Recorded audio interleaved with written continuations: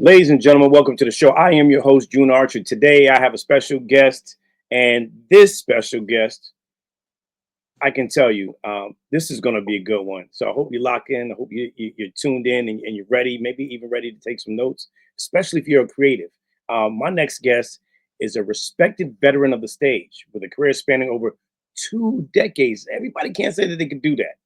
Her award-winning spiritual cabaret meets dance party, the Sandra Delgado Experience, has played all over Chicago and returns to New York City at the Public Theater's iconic Joe's Club in early 2026. And I'm telling you, you don't want to miss it. And we got some other nuggets I got to ask her about. So, ladies and gentlemen, please welcome to the stream, Miss Sandra Delgado. Sandra, how are you doing today? I am so good, June. I'm so happy to be here with you. It is a treat. And I got to say, I read your bio, read your information. I saw a couple of things, but it's just amazing to see. And I know it's not easy. We're going to dive into it. How you can continuously reinvent yourself year after year, even for 2 decades. Where did you get your love for the arts? Wow. Well, the arts for me have always been a family affair. So my family's from Colombia, and my parents got here to the States in 65. And I come from a really musical family. So I grew up listening to my mom and her sisters sing in three-part harmony. Music was just a part of our everyday lives. So I started singing in a Colombian folkloric choir and dancing in a Colombian folkloric dance troupe from the time I was 5 years old up and through high school. And really at the time, I didn't really think of it as the arts. It was just something that you did with your family. Isn't that what everyone did with their family on the weekends?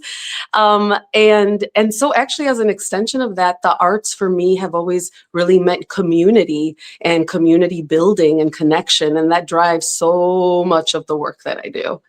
Now, for those who don't understand or know of your culture, the Delgado may give it away, but what was your culture and how important? You just talked about doing three-part harmony with your family on the weekends. Like, what is your cultural makeup and background, and why is that so important to who you are even today as a creative?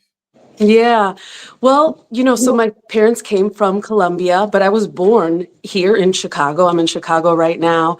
And I think my experience is one that's like really familiar to a lot of first generation kids, immigrant kids who feel like they're not quite from here and they're not quite from there. And so kind of like this feeling of being stuck in between two worlds, which I actually have turned into my superpower, that I really do navigate both spaces.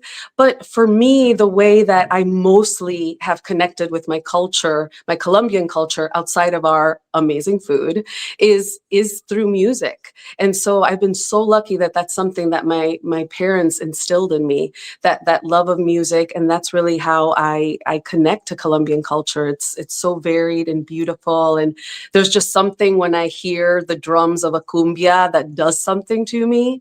And, I always say, like, sure, my parents called me Sandra, but I'm also Sandra because I'm also a Chicago girl. So being a Chicagoan is also a really big part of my culture. I'm super proud to be from this city and a part of this city. And so much of the writing that I do is about Chicagoans as well. Now, I'm first generation as well. My parents are immigrants from Jamaica. I want to talk about because people don't really understand when you talk about um, trying to cross pollinate, trying to code switch.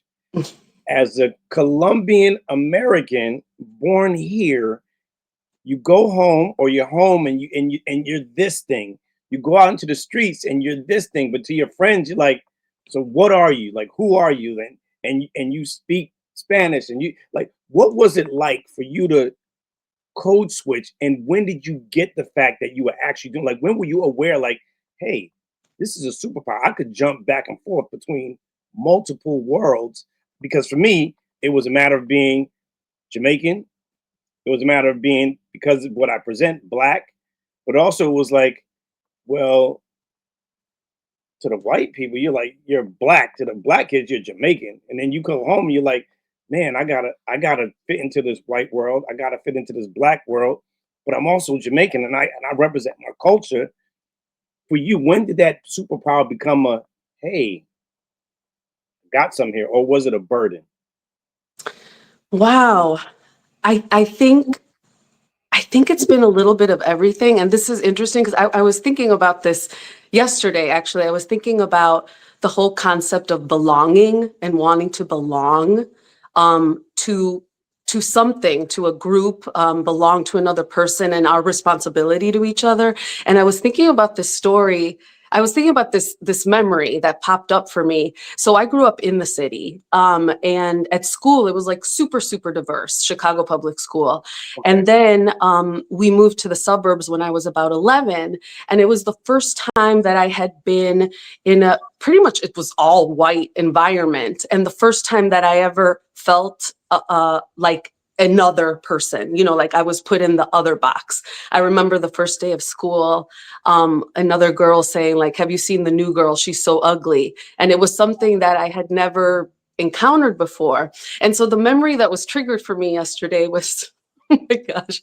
So for gym in this new class, in this new school in the suburbs, we had to wear a gym uniform with like the name of the school on it. And I had never worn a uniform. I was an arts girl. I never did sports growing up or anything. So it was the first time I ever wore anything even closely resembling a uniform.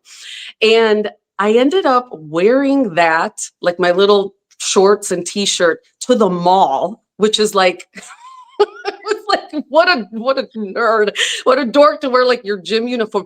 And I was thinking about it, and what I came to the conclusion was like, wow, I wanted to say like, hey, I belong to this thing. I'm going to the mall where everyone's going to see me and they're all going to know that I went to Culver Elementary. And I was trying to like break that down. Right. And I really do think it was because I wanted subconsciously, like, I belong to this thing, I belong. And so, to answer your question, I it does go back and forth, like that feeling of like, what world do I belong to? And I think that is always something that drives me in the work that I end up doing, to create spaces that are definitely Latina centered, but that they do welcome everyone, because I think at the end of the day, that's what we want, right? We all want to belong to each other. Yeah, that's where we are in the world today, and I think we need to do a little bit better job. We eat each other's food, we listen to each other's music, but we treat each other differently, and we have to really find a way to be cohesive, to open up, to share our stories instead of getting rid of books and getting rid of history that is not in that doesn't line up with yours. To me, just doesn't make sense because we have so much more in common than we don't, right? I want to talk about why the creative arts is so important. We've gone to lengths to get rid of arts, music in school. For you, why is it important? And how do you feel about those who are literally trying to get rid of funding for the arts? Um, the first thing that I think of, I'm a playwright as well, and I just closed a show called Hundreds and Hundreds of Stars, and the show is really, in essence, it's a mother-daughter love story. But what happens in the play is that, I mean, I started writing this 7 years ago. I could not have imagined how what happens in the play is really mirroring what's happening right now. The big thing that happens in the play is that the main character is that I also played, is a woman who came to the United States as a baby, from I don't say what country she's from, but she came with a visa, documentation. She's always been a legal permanent resident, and a couple of minor drug convictions haunt her when she goes to apply for citizenship. Her application gets flagged because of those two convictions, and she ends up getting deported. It's not a happy ending, and it's a realistic ending. And the play, talking to people afterwards, that's one of the things that I love to do the most, is talking to audience members after a show. And we say like visibility matters, representation matters. We say that, and I've always believed it, and that drives so much of the work that I do. But seeing it in this heightened state that this country is living in right now, and actually the heightened state that Chicago specifically is going through right now, it has been for the last 6 to 8 weeks or so. I really appreciate that on a whole different level. So there were two sets of people, right? I mean, more than that, but I'm going to just talk about two right now. One is, this young Latina woman who actually had come to a reading of the show in June. She had said, and she grew up in a border town in Texas, in McAllen, Texas. And she said, I recognize these characters. These are my family members. These are my friends. These are my neighbors. And I've never seen a story that deals with this, with like a deportation, a separation, treated in a way where I really do recognize these people, beyond stereotypes that we so often see in television and movies. So she deeply connected to the people in the story. And so that meant a lot to me. And then there was, middle-aged white woman. Obviously, she has empathy. She's a theater goer. She knows what's going on in the news. And she said, I see myself in the main character. That could be me. That could be my best friend. And so for her, all of a sudden, this story of this woman went beyond the 30-second sound bites that you get on TikTok or Instagram, or like the inflammatory headlines. It went beyond something that she just watches to something that became personal to her. So those two things, that's why the arts are so important. I feel like the arts fill in the history that we're not learning in schools. Yes. It's filling in the spaces that the news isn't covering. It's getting people to come together in a space and breathe the same air and, feel each other's energy, right? And it's a powerful connector. It's a powerful heart opener and mind opener.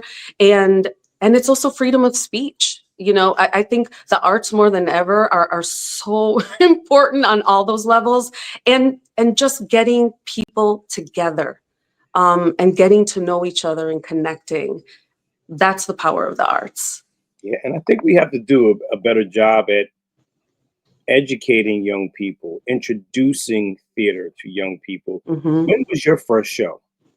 As Wow. not even performing, but just going to actually see a show. Yeah, I think the first show I ever saw was going to see the Nutcracker, when I was a little kid as part of a school field trip.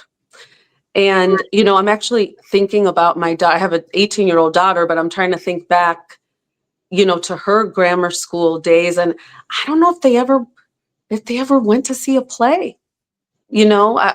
So I'm hoping that's not lost. Kids, I mean, I think being introduced to the arts at a young age is critical, not just because you want to be an artist when you grow up, but just to be a good human. I think it's important to get those arts, to get those performances in at an early age. So yeah, I was probably like 7 or 8 years old going to see the Nutcracker. And that doesn't happen for everybody. I Mm-mm. recently just had the opportunity of working with Dr. George Fraser. I was at his power networking experience in Atlanta, and one of his guests were Ben Vereen, and he asked Ben Vereen, you know, how do you feel about the state of Broadway today? And one of the things he said was, we have to eliminate the barrier of entry as it relates to what it costs for young people to go, or just people, period. And if you have this barrier, the ticket prices are so astronomical that some people who want to enjoy theater, those who may be interested in it as a career, will never have the opportunity to go. And I think at the end he kind of said maybe there should be a day where there are half price tickets or just free tickets for young student creatives. How do you feel about that? I feel a couple different ways. I totally agree with that. Broadway specifically is so expensive. And I feel like it kind of shuts out the people that are actually living in New York. It's become such a tourist economy, like people who build their whole trip about, around going to see a bunch of shows. And so it really shuts out the people who live there. And at the same time, I think it's a way to actually tap into your local artists. There is so much amazing work happening at every level, at every ticket price in New York for sure, and Chicago as well. Broadway for me isn't the end all be all. I think when you're operating at that level, artistically, obviously it's like it's amazing, and the production values and the actors and all the elements is all top notch, but it's not the only thing. There's so many amazing artists. I mean, I'm, like I said, I'm from Chicago, and so I really am so intimate with the breadth of what's going on in Chicago theater, and I know it's the same in New York. Broad Just because you're not on Broadway or it's not a Broadway show doesn't mean that it's not a quality experience. And you can find that, and then you're really supporting local artists, which is another, that's another benefit of that. With Broadway, you are feeding the pockets of some very wealthy producers. Hey, and that's okay, Right. but also feeding your local, like, who are your local theater companies in the Bronx and Brooklyn that are doing some really, really great stuff that you can introduce your family to, that you can take the whole family to. Yeah, and for that point, you make a great point. Off Broadway, those smaller theater houses, what is the magic that happens? Is people who think, oh, it's off Broadway, so it's got to be cheap. It's got to be less than the production quality, and it may be lesser production, but not lesser quality. What kind of magic happens off Broadway or in these smaller theater houses? And how powerful is it when you have your own show and you're able to create? And I want to talk about the Sandra Delgado experience. When you create that, how much power is in that? How much pride? How much love is put into a show like that? Well, I think back to the first show that I ever created. I had a really awesome career as an actress, mostly theater. I love the live experience so much, and so the first show I ever created was just like, it was like this little 10-minute piece, and at the time, I was very intimidated. To say like I was a writer. It took me a while to like really own that. And Right. and for this first piece, I really went back to my roots. And I would say it was almost like a dance theater piece. It had music in it and it had movement in it because I did know those worlds. And this piece was ended up being the most artistically satisfying thing I had done up until that point. And it was just this 10-minute piece because of what you just said, because it did come from me. There was this ownership and pride, and also knowing that I had this community that had my back. I just called up a bunch of other actors that I knew that would be interested in this kind of work and said, I have this idea. Will you build this with me? And everyone said yes. And I think this is just a sidebar to your audience. Like, people want to help. If you have an idea, don't keep it inside. You got to say it. You got to say it out loud, and a community will gather around you. I really, really believe that. It's happened time and time again, and I'm still in awe anytime that I write something that I'm like, wow, all this community is gathered around this work. They're engaging with it. They're here with me, working to actually realize it in three dimensions to be able to share it with people. It's really, really amazing. I love it, and I love your magic with bouncing in between multiple worlds. You're multi hyphenate. You're a writer. You're a performer. Obviously, singer, songwriting, acting, produce. Like, these are things that people dream of doing, and everyone can't do it. Everyone can't. Everyone can try, but everyone can't do it at such a high level.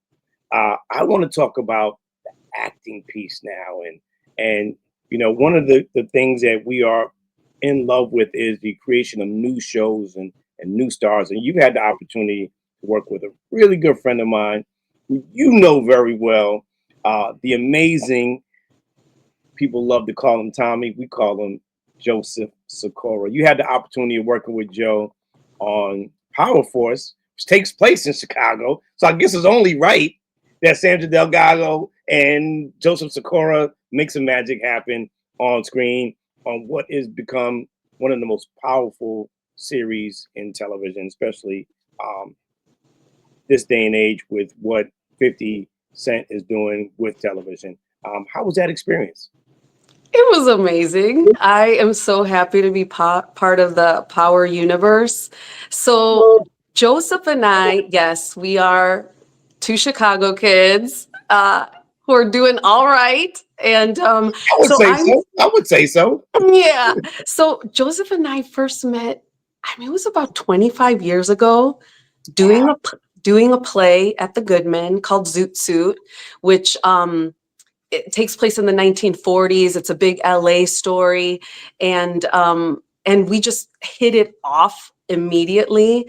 And then just like a sweet little fun fact, we actually did Christmas Carol together. I think a year or two after that, before he took off for New York. And he played young Ebenezer Scrooge, and I played Belle, his love interest. It's like so sweet. And yeah, he is the best. And when Power came to Chicago, they were looking for a way to get me on the show. And Gary Lennon, what a great guy. Gary's amazing. Yeah, Amazing. the best, the best. I mean, and honestly, that whole set, just really the most welcoming set that I have ever been on.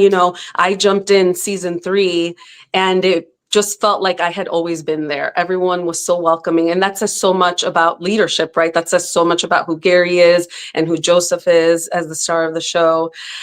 So yeah, we had a great time, and just really wonderful reuniting with him on his show. It's so special. I'm just so proud of him. I'm so happy for him. He's the best.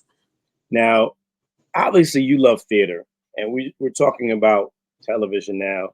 Um, what is the thing that you really love about television that's different from theater? And of course, the theater piece is the live piece of it. It only happens once. It's one take. It's not all right. Take 3, take 4, take 5. It is there's magic happening. If you miss it, you missed it.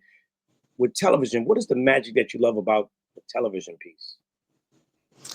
The magic that I love, I mean, being on set, the energy of being on set, and actually like the challenge and then the rigor required to really get it.